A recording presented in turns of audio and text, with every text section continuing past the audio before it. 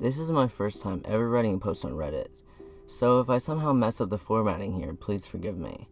I really don't come to this site at all, but after being linked to a story back a few weeks ago, I've been sucked into reading them and felt compelled to share my own experience.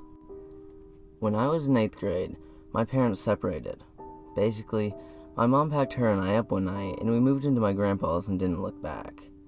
We ended up living there all through my high school years, and when he died, my parents officially got divorced. My mom remarried, and we moved into the city with my stepfather. My grandpa lived on the first floor of the apartment, and the owners, an elderly couple who we were family to through marriage, lived on the second floor.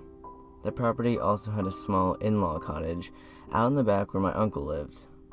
For some reason that I will never understand, there was no lock to get into the actual building.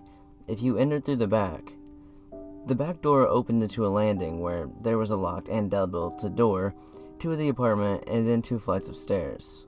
One led up to the also deadbolted door of the second floor apartment, while the other one led to the basement where there was no lock. Our apartment could also be entered from the front of the building, but in order to get to the second floor apartment or the basement, you had to go through this landing. The basement was actually pretty nice, and at one point they had started to convert it into its own apartment before ultimately deciding to make the in-law cottage instead. So in the basement, there's a full kitchen complete with an oven, a sink, and refrigerator.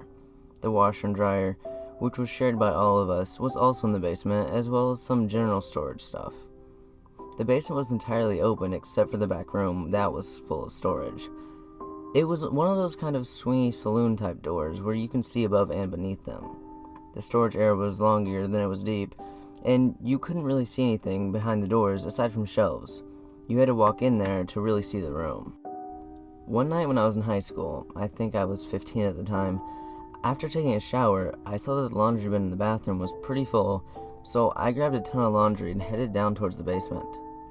It was pretty late at night, but I figured I would get at least things started and then move some things over in the morning. I tossed everything onto the ground and started sorting out colors when I got hit with a horrible feeling in my gut. The basement was not at all a creepy basement. It was well lit and pretty welcoming with the kitchen and everything. But for reasons that I can't explain, something just started to feel wrong. Anyone who has ever been hit with the feeling that they're being watched knows exactly what I'm talking about. I don't know how or why it came over me, but it was something that I couldn't shake and found myself looking over the swollen doors and into the only part of the basement that I couldn't see in its entirety.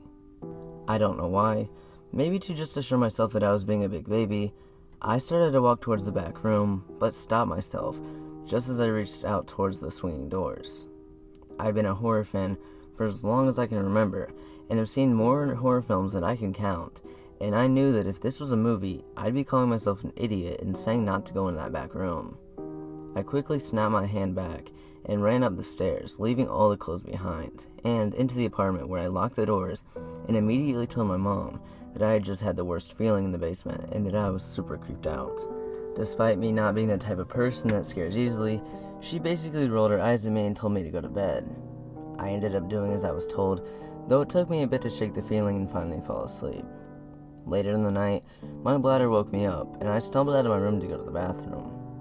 I didn't turn on any of the lights as I started making my way towards the bathroom because it usually woke up my grandpa and I didn't want to bother him. When I got close to the bathroom, I noticed my mom standing in the doorway of her bedroom and something looked off.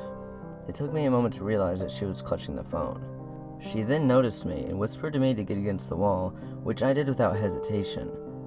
It took a few moments for the grogginess to wear off and my eyes to adjust to the darkness before I could see what she did. My mom's bedroom was immediately off of the kitchen. The kitchen was where the back door that led to the landing in the basement was located. The door had a tiny window up top with a small but thick curtain. It was thin enough that you could see that somebody was on the outside of the door, but thick enough to not be able to make out any of the features of the person on the other side. But there was somebody on the other side of that door, and every now and then the doorknob would move and you would hear the scratching sound on the other side. I've never been so afraid in my entire life. I'm not sure how I managed to do it, but what I did next, it was like somebody had taken control of my body entirely. I slid it down against the wall that I was clinging to and started to crawl against it in the darkness, towards the kitchen. My mom looked petrified, watching back and forth between me and the back door. She kept whispering for me to stop and go back, but I kept moving forward, low and against the wall, towards the counter where I carefully grabbed a butcher knife. I was shaking the whole entire time I moved with the knife in my hand on the ground next to the fridge, which was right next to the door the man was trying to get into. I had a horrible feeling that I was going to be killed, but if I was not going down without a fight. It felt like I sat there forever in the darkness, next to the door with my mom hiding in the bedroom doorway across from me, just waiting. But it was actually only a few minutes. My mom had already called 911 before I had awoken, and stumbled back towards my way from the bathroom.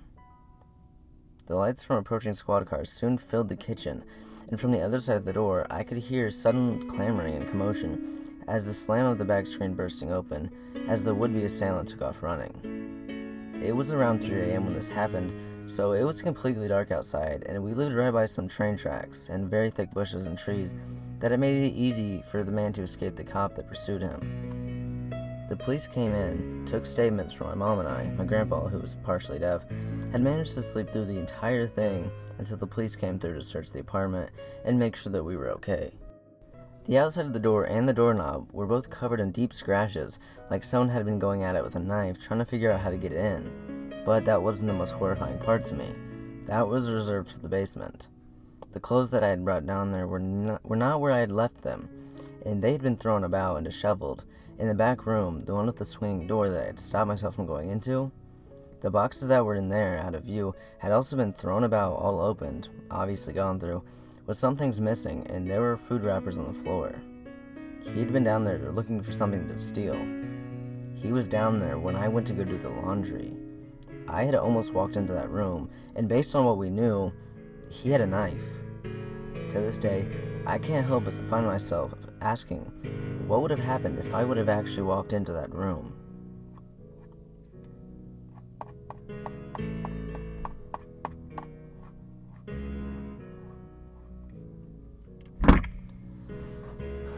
Hey guys, Basement Horrors here. I hope you enjoyed the video.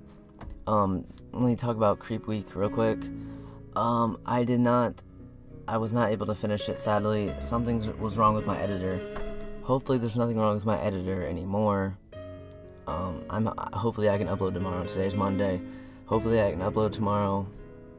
But, I couldn't finish Creep Week because I had the, Saturday's video recorded. It was one of the best stories. There's actually, a preview of it on my Instagram. If you're not following it, link to that is in the description. But I had that all recorded, and I could not get it to render export from my editor. The only thing I could do was shorten it down and make it 25 seconds long for Instagram, which sucks, but you know what, it's a really good story. I hope I can get it out eventually, but that's why Creep Week didn't go as far as I wanted it to go. This was a pretty good story though. Sorry if I it didn't sound the best. I'm actually recording in a car right now and I'm in a hurry, so sorry for that. I really hope you guys enjoyed it though. If you did, tell me what you liked about it. Tell me what kind of videos you guys want to see. If you have any horror stories, personal true horror stories, send them in to basementhorrors@gmail.com. If you have any Halloween stories of your own, those are even better. Please send those in to me. And I also accept requests. If you guys want me to record a certain creepypasta, tell me in the comments. I'm always up for a collaboration as well. So yeah, that's about it for this video, guys. Thanks for watching, and have a horrific day.